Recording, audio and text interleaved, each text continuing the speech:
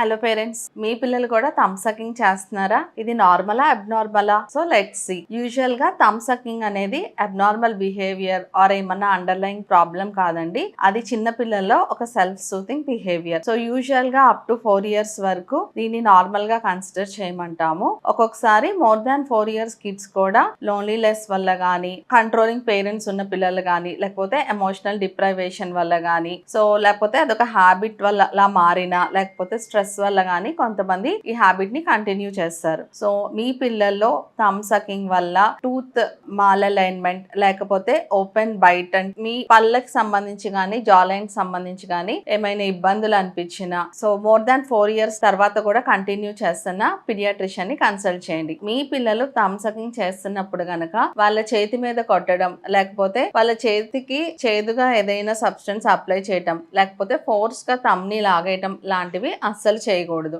మీ child behaviour ని observe చేసుకుంటా ఉండండి. వాళ్ళకి థమ్ సకింగ్ వల్ల వచ్చే హార్మ్ఫుల్ ఎఫెక్ట్స్ ని ఎక్స్ప్లెయిన్ చేయండి. సో వాళ్ళు కనుక థమ్ సకింగ్ మానినప్పుడు వాళ్ళకి ఒక అప్రైజల్ ఇవ్వండి, like 1 star for not like doing thumb sucking for 1 day అలాగా. సో ఇలా పాజిటివ్ గానే వాళ్ళని ఆ హ్యాబిట్ మాన్పించేలా చూసుకోండి. Hope this video helps you all. Thank you.